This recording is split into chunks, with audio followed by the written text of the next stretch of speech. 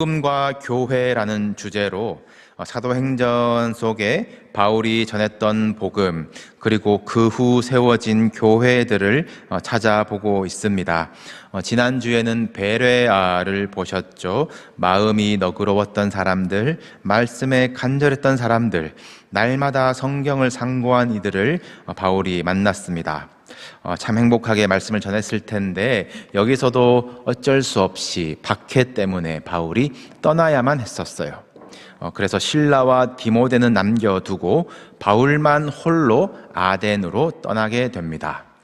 이후 베레아에 어떤 교회가 세워졌는지는 언급이 없고, 베레아서와 같은 서신도 없어서 알 길이 없지만, 바울이 편지를 쓸 필요가 없었던 건강한 교회가 탄생하지 않았겠느냐라고 말씀을 드렸습니다.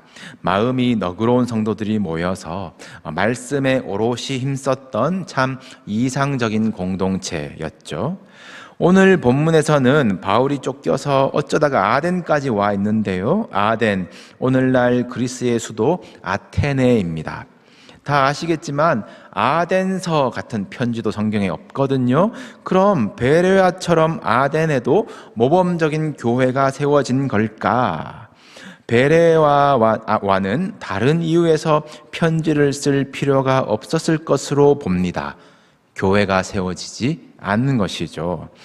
지난주까지의 이 도시들을 큰 지역 단위로는 스테이트로 친다면 이제 마게도냐 지역이라고 할 수 있고, 이제 아덴과 그 후로 고린도 지역을 아가야 지역이라고 나눌 수가 있는데, 바울은 다음 교회인 고린도 교회에 가서야 아가야 지역의 첫 열매라고 이제 언급을 하게 됩니다. 아까 마지막에 이제 바울이 아덴을 떠나는 장면도 읽으셨지만, 그동안 다른 도시들에서는 바울이 더 있고 싶어도 못 있었거든요. 박해와 위협 때문에 도망쳐야 했습니다.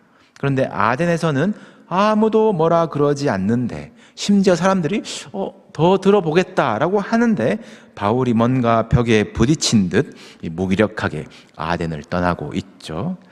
다른 도시에서는 큰 무리가 따랐다, 적지 아니한 이들이 믿었다 라면서 전도가 말 그대로 대박이 났는데, 아덴에서는 기록되기를 몇 사람이 그를 가까이 하여 믿었다, 몇 사람이라고 두 사람 이름 기록되어 있습니다. 어쩌면 냉소적으로 사역의 결과를 기록하고 있습니다.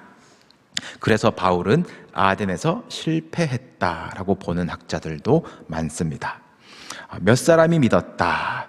우리에겐 민망할지 몰라도 하나님은 그 몇 사람을 기뻐하실 것이고 하나님의 일을 이루어 내십니다. 복음 전하는 일에 실패와 대박이 어디 있겠습니까? 누군가는 심고, 누군가는 물을 주고, 누군가는 거두겠죠. 그러나 우리 복음과 교회라는 관점에서 바울이 오늘 오시범을 보여주는 점은 있습니다. 베레아가 모범이었다면 아덴에서는 안 그랬으면 좋았을 텐데 라는 오시범, 그런 우리에게 주는 교훈이 있다라는 것이죠. 지난주가 너그러운 마음과 성경의 간절한 태도였다면 오늘은 반대입니다. 그날 아덴에서 무슨 일이 있었는지, 그리고 그 메시지가 오늘 우리에게 주는 의미는 무엇인지 여러분들 상고하는 시간 되시기를 축복합니다. 여러분, 아테네 너무 잘 아시죠? 어떤 곳입니까? 우리 그림을 화면 한번 띄워주시겠습니까? 너무 작나요? 네. 잘 아시는 분들은 제목이 바로 이렇게 나오실 수 있겠지만, 이 작품은 르네상스 시대의 어떤 대표적인 화가 라파엘로가 이제 그린 그림입니다. 이 교황이 자기 로마 교황청 집무실 이 4개의 방에 벽화를 부탁했어요. 이제 각 방을 철학, 신학, 그리고 시, 법률을 주제로 각각 이렇게 채워달라고 이제 부탁을 합니다. 그래서 이 그림은 이 철학을 주제로 한 방의 벽화예요. 철학의 대표자들이 한데 모여 있는 장면을 이 수백 년 후에 이 상상해서 그린 것인데, 후대에 이 그림을 보고 야, 이 사람들 다 아테네판이네 라고 이제 그래요. 그래서 왜냐하면은 이 사람들의 거의 대부분이 그리스 아테네 출신 철학자들이거든요. 그래서 아테네 학 땅이라는 제목으로 잘 알려져 있습니다. 르네상스 시대의 작품들에는 참 숨은 메시지가 많다고 하죠. 뭐 동작이라던가 시선이라던가 이런 숨은 메시지가 이 작품에도 많은 것 같더라고요. 지금은 그런 해설을 하는 시간은 아니고 우리 아테네 출신의 얼마나 유명한 사람들이 있나 한번 보면 좋겠습니다. 이 대부분 예수님 오시기 전에 기원전 500년대, 300년대 뭐 그때 이스라엘은 뭐 바벨론 포로에서 돌아와가지고 성경을 찾았는데 이거 무슨 뜻이지 헤매고 있을 그때에 아테네에서는 무슨 생각을 하며 살았는지 한번 보시길 바래요. 오른쪽 이제 오른쪽 아래에서 시작을 해 봅시다. 힘드시겠네요. 네, 오른쪽 아래 보시면 지금 조금 어두운데 이제 허리를 숙여서 땅에 뭔가 그리고 있는 사람이 있습니다. 이제 콤파스를 들고 이제 땅에 그리는 장면인데 이 사람이 이제 유클리드라는 사람이에요. 기하학, 이제 수학의 근원이 되는 그런 학문의 토대를 쌓은 이제 사람입니다. 지금도 유클리드 원론을 공부하죠. 그리고 그 옆에 이제 지구본을 들고 등지고 있는 사람이 이제 프톨레마이오스라고 이제 지구가 우주의 중심이다라는 천동설을 주장했습니다. 오판이죠. 지구가 중심이 아니고 태양이 중심인 것이 지동설이 맞는 일인데 어쨌든 그 당시에 지구가 둥글다. 그리고 동서남북이 있다라는 것을 처음으로 사용한 사람입니다. 그것만으로도 대단한 업적이죠. 그리고 반대편 왼쪽 아래로 가시면 이제 앉아서 이제 두꺼운 책에 뭔가 기록을 하고 있는 흰옷을 입은 사람이 있는데 이제 피타고라스예요. 뭐 저같이 수학을 진작에 포기했어도 피타고라스는 다 아시죠? 그리고 그 뒤 단에다가 이제 서서 이렇게 책을 올려놓고 보는 사람이 오늘 성경 본문에도 등장을 하는 에피쿠로스입니다. 쾌락주의자였어요. 뭔가 쾌락을 좋아하게 생겼어요, 보시면. 그리고 그 옆에 아기를 안고 있는 수염난 할아버지는 안 보여 죄송합니다. 네, 할아버지는 이제 오늘 성경 본문에 스토아 철학자라고 이제 기록되어 있는 그 학문의 창시자인 제논이에요. 제논. 금욕주의자입니다. 그 다음 이제 계단 위에 있는 사람들, 2열에 있는 사람들을 보시면 이제 왼편 중간쯤에 이제 갑옷을 입은 사람이 있는데 뭐 그 사람을 알렉산더 대왕이다라고 하는데 그것은 정설이 아니고요.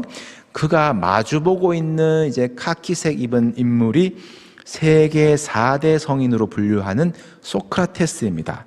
네, 소크라테스, 테스 형 아시죠? 네, 소크라테스. 네, 변론을 참 좋아하고 끊임없이 질문을 해가지고 상대가 계속 그 질문에 내가 참 무지하구나를 깨달을 때까지 문답하는 것으로 유명한 이제 성인입니다. 그의 유명한 말, 네 자신을 알라. 이 말이 사실은 네 자신이 얼마나 무지한지 깨달으라라는 말인데 그림도 보시면 이제 소크라테스랑 이야기한 사람들은 이제 거의 다 울상을 짓고 있어요. 이 그림 가운데 딱 봐도 이제 주인공 같은 두 사람이 딱 이제 눈을 사로잡죠. 왼편에 하늘로 손가락을 들고 있는 사람이 이제 플라톤입니다. 본질은 현실 밖에 있다. 이데아가 있다. 거기에는 순수 이성으로 다가갈 수 있는 진리다라고 했어요. 네, 너무 깊게 들어가지 맙시다. 네, 소프트하게. 그리고 오른편은 그의 제자 아리스토텔레스입니다. 손을 땅으로 향하고 있죠. 아니요 스승님, 본질은 현실에 있습니다 말하고 있어요. 그가 말한 것이 이제 형이상학이거든요. 존재에는 이유가 있다라는 것이에요. 이 두 사람 스승과 제자가 정반대의 이론을 말하고 있는데 이 두 사람 다 헬레니즘의 큰 기둥으로 서양 문명에 아직까지도 지대한 영향을 미쳤다는 것이 참 대단한 업적입니다. 이 로마에 있는 그림이에요. 이 그림에 철학자가 한 20명 정도, 또 그림의 배경에 있는 문화생들까지 54명이 그려져 있는데 거의 대부분 그리스 아테네 출신들입니다. 우리가 지금 뭐 위인들, 뭐 철학, 무슨 적 학을 알아보자는 것이 아니라 아테네가 얼마나 거대한 철학의 도성이었는지 느껴보시면 좋겠어요. 지금도 우리의 인류의 철학이 이 흐름 안에서 못 벗어나고 있는데 바울이 밟았었던 그때 그곳은 견고한 그 철학의 세계 그 자체 아니었겠습니까? 이제 화면 끄셔도 됩니다. 아테네를 정복한 제국은 많아요. 그러나 예외 없이 거꾸로 정복자가 아테네의 학문과 문화와 언어의 영향을 받습니다. 또 이들의 시민 수준은 얼마나 높은지 그 당시 옆나라에서는 바벨론 제국, 페르시아 제국, 제국이 왕들이 일어서고 그럴 때에 아테네는 이미 직접 민주주의를 정치 체제로 선택했어요. 오늘 본문에도 보시면 유대 땅에서는 좀 먹어준다는 그 가말리엘 문화의 바울인데 장터에서 만나는 사람하고 날마다 변론을 했대요. 그냥 시장에서 길 가다가 만난 사람하고 붙잡고 그냥 대화해도 티키타카 변론이 되는 그런 사회 시민 수준이라는 것입니다. 또 본문 속에 에피쿠로스와 스토아 철학자들과는 쟁론했다라고 하죠. 이겼을까요? 졌을까요? 그들은 바울을 말쟁이라고 합니다. 말쟁이. 이 말쟁이라는 단어의 그리스 원어가 굉장히 멸시하는 말이에요. 직역을 하면은 이것을 먹으려고 이렇게 쪼아 먹는 새가 바쁘게 짹짹짹짹거리는 것을 말쟁이 그 단어의 뜻입니다. 그러니까 이것이 먹인지 아닌지 일단 쪼아보는 그 새들의 어떤 바쁜 정신없는 말들, 소리들. 바울이 이런저런 지식들의 말들을 주워 모아서 어떤 자기 주관도 없이 일단 떠드는 것처럼 보였다라는 것이에요. 아테네 학당의 그림처럼 그 위대한 철학자들이 수백 년 쌓아온 철학과 논리의 견고한 토대 앞에서는 바울은 정말로 짹짹거리는 정도의 말쟁이 정도로 보이는 것이 어쩌면 당연해 보입니다. 그런데 이 아덴 사람들이 바울에게 귀 기울여주는 이유는 바울이 말하는 것이 신상이었거든요.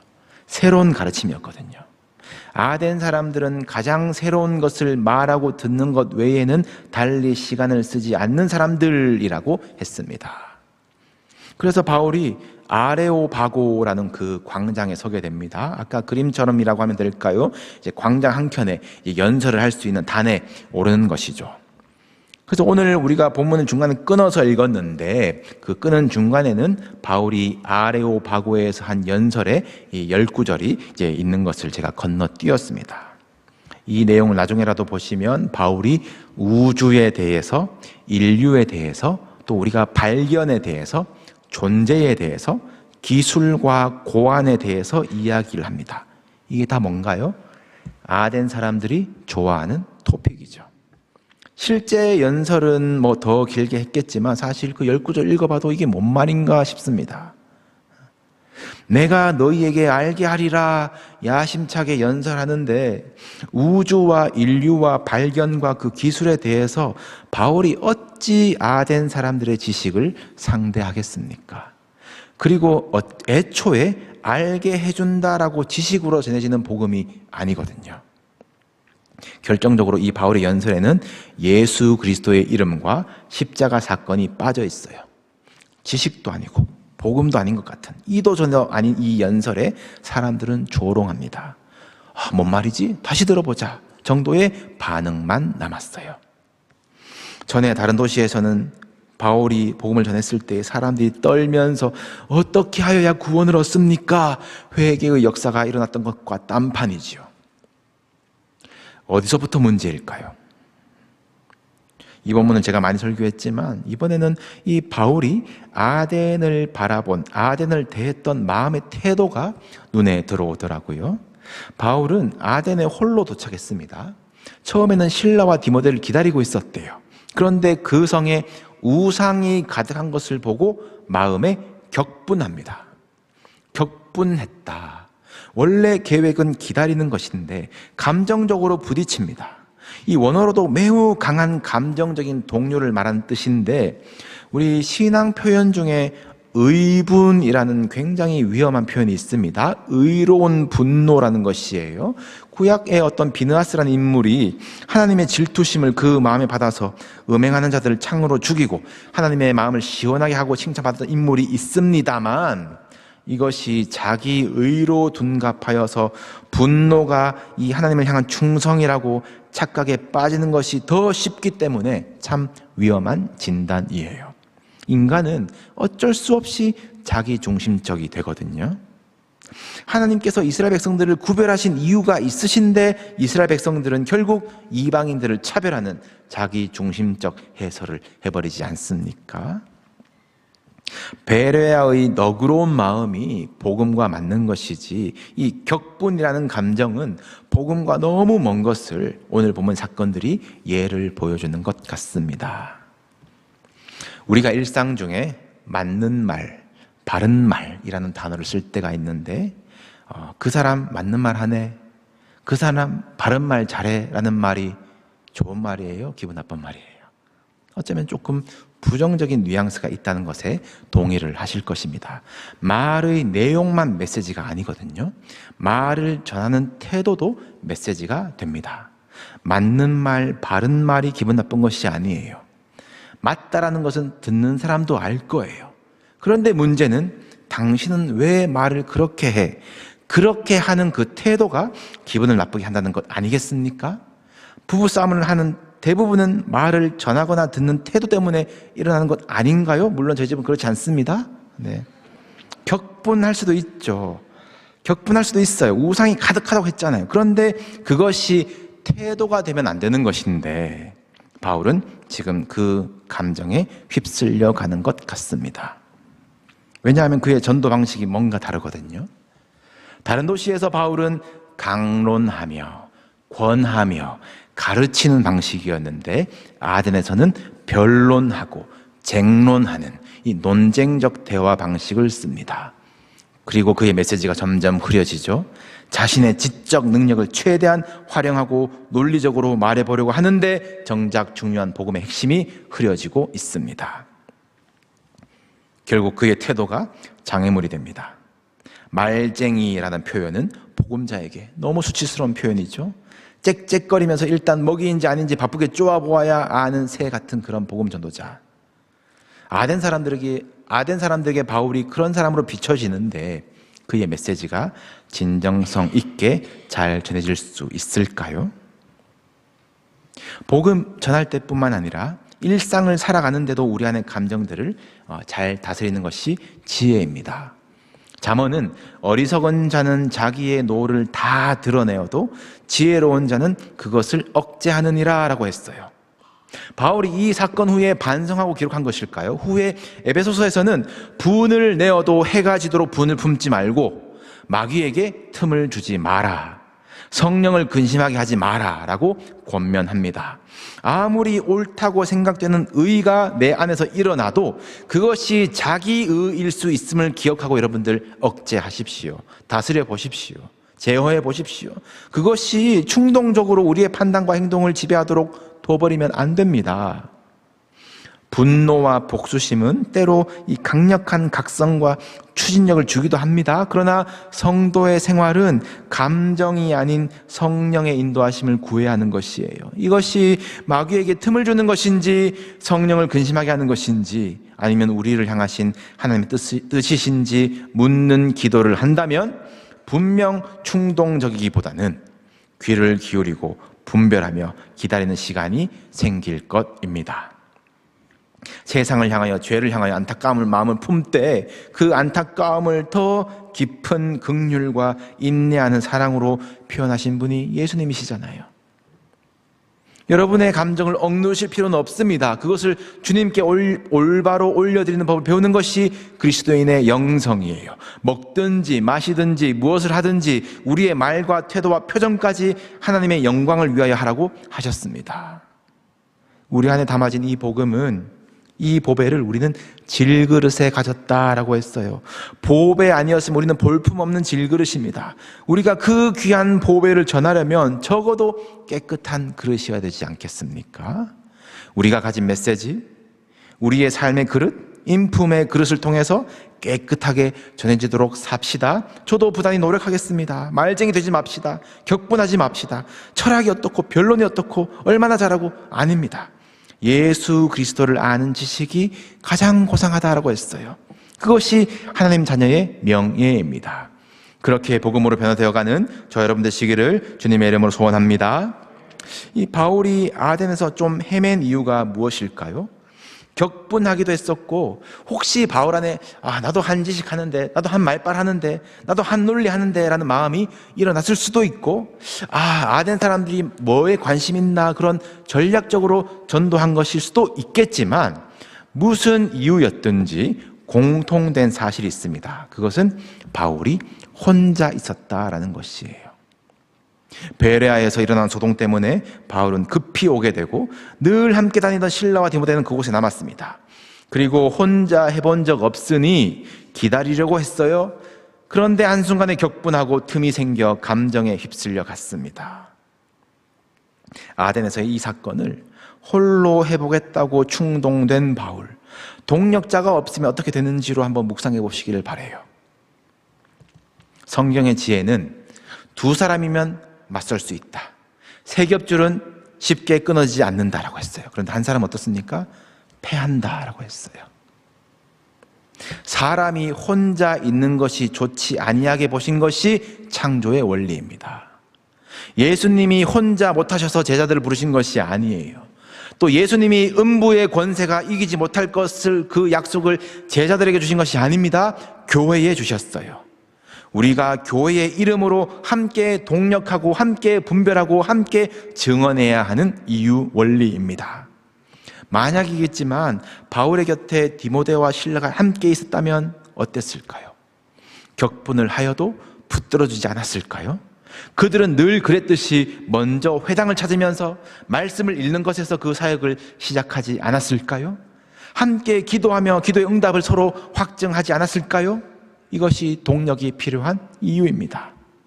여러분, 우리는 동력이 필요합니다.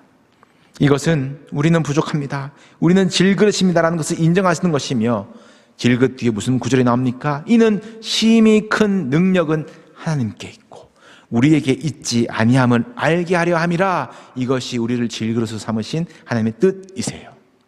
여러분, 동력자가 되어 주십시오. 교회 곳곳에 홀로 섬기는 분들이 많으십니다. 그분들은 충동되어서가 아니라, 잘해서가 아니라 최후의 한 사람처럼 지금 버티고 계시는 분들입니다. 저에게도 동력을 가르쳐 주십시오. 바울이 홀로 나서 보다가 아덴에서 처참하게 깨지고 아무도 안 쫓아냈는데 스스로 떠나서 고린도에 이르거든요. 다음 주 말씀입니다만 바울이 그냥 천막 만드는 일을 하고 있어요. 뭔가 기죽어 있어요. 그러다가 실라와 디모데가 드디어 도착을 합니다. 성경은 그때 말하기를 그들이 내려오매 바울이 하나님의 말씀에 붙잡혀라고 해요. 얼마나 아름다운 동력의 힘입니까? 더 이상 격분당하고 말쟁이라는 것에 매이는 것이 아니라 하나님의 말씀에 붙잡히는 것이 동력자가 곁에 있을 때라는 것이에요. 여러분, 말씀에 붙잡힐 수 있도록 동력자로 서 주십시오. 교회는 그리스도의 몸이고 각 지체가 서로를 필요로 한다라고 했습니다. 이 일을 분담해서 각 지체가 아니라 서로가 있기 때문에 우리는 채워지고 온전한 한 몸의 역할을 할 수 있는 것이에요. 여러분, 동력은 하나님이 일하신 방법입니다. 우리의 구원 하나님 홀로 하신 것이 아니라 예수님이 이루시고 성령께서 인도하셔서 우리가 하나님 앞에 서는 줄로 믿습니다. 바울이 디모데를 나의 동력자, 하나님의 일꾼이라 불렀듯이 우리도 서로에게 나의 동력자, 하나님의 일꾼이라 부르기를 소원합니다. 우리 어디서 들어본 격언인데, 빨리 가려면 혼자 가고 멀리 가려면 같이 가라 라고 하지 않습니까? 우리는 주님 오실 때까지 멀리 가야죠. 멀리 가다가 이어가야죠. 그런 사명이 우리에게 있지 않습니까? 혼자 빨리 하는 게 편해 보이지만 우리 동력하는 연습을 합시다. 한 사람의 리더십이나 한 사람의 영적 결단이나 은사만으로는 부족해요. 한 사람은 패합니다. 우리는 서로를 필요로 합니다. 우리는 평안의 매는 줄로 성령께서 하나 되게 하신 그 세 겹줄로 매신 끊어지지 않는 교회가 될 것입니다. 우리는 아마도 아덴보다 더 거대한 그 이념과 논리가 지배하는 시대 속에 살고 있습니다. 새로운 것에 그렇게 관심이 많았던 아덴 사람들보다 더 새 것을 빠르게 쫓으며 인생을 쏟지만 너무나 빠른 시대 속에 결코 만족할 수 없는 세상의 것, 물질과 기술의 시대를 살고 있습니다. 성경이 취하라 라고 말하는 새 것은 무엇이 새 것일까요? 내가 새 것이 되었다라는 선언입니다.